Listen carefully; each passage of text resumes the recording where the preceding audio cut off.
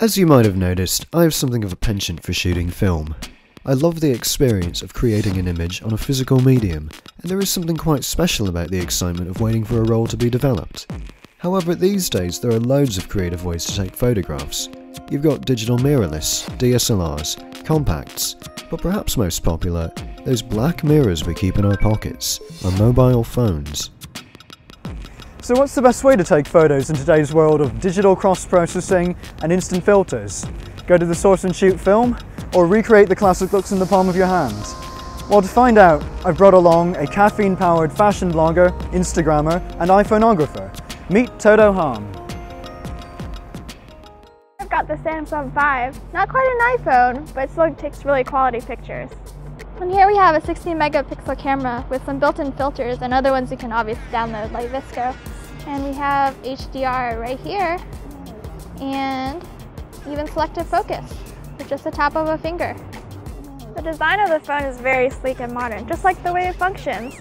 It meters and exposes perfectly every single time. Which is all very well and good, but why bother with all of that when you can have this Nikon FM? All manual, simple, easy to use, beautiful. Look at the size of that and look at the size of this. Bigger is better.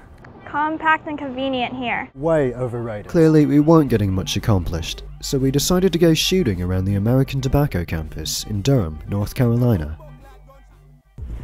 As always with film, provided you don't bollocks it up, you get wonderfully rendered colour right out of the camera. Or if you're shooting black and white, as I am, all the drama and contrast you could want. This is a truly minimal camera. There's not really much on it other than the shutter speed dial and the shutter button. Nothing to distract you from the shooting. It does only have a maximum shutter speed of 1/1000th of a second, but I've got an ISO 100 film, so no problem.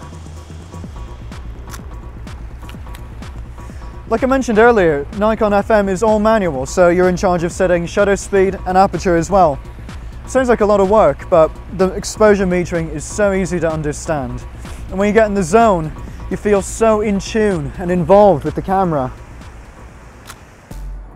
I'm sure Matt's busy just blabbing away about how involved he is in the shot and just how good film is. But the truth is, this is just so much better. It's got 60 megapixels, but of course megapixels aren't everything. But compared to other smartphones, this got a pretty heavy sensor. Here, I took a few shots.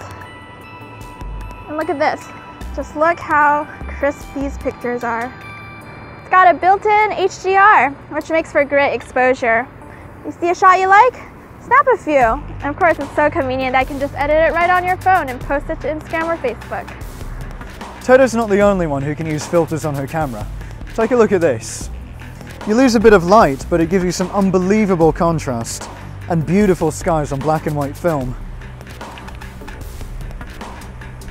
Unfortunately, Toto chose this moment to discover one of the less convenient things about film: running out. Having some trouble over there?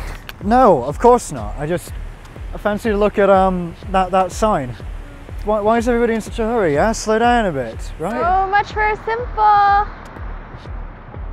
Undoubtedly one of the most important features of any camera, especially when you're using it for everyday street photography, is being able to capture that definitive moment when it really matters. So which of these two cameras does it better? So to test that, we're going to see just how long it takes for the both of us to get a shot off. We're going to focus on the same target, that smokestack up there. I'll start with the camera over my shoulder, lens cap on, and the focusing at the minimum. Toto will start with her phone in her pocket, locked. Ready, set, go! No! No! Got it! Damn! Now, there's certainly no right or wrong when it comes to what look you prefer your photos to have.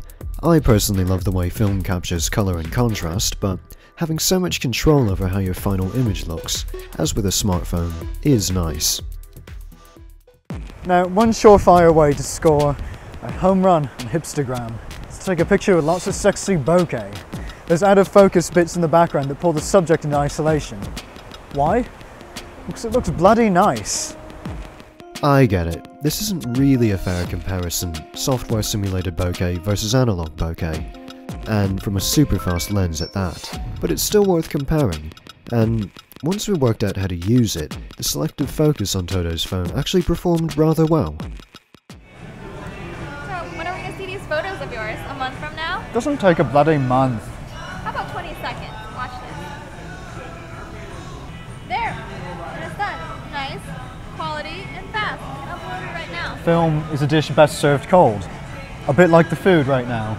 But, you know, nothing really beats the colour of film. Nothing really beats the look or the feel. You can't have your cake and eat it too. What about this?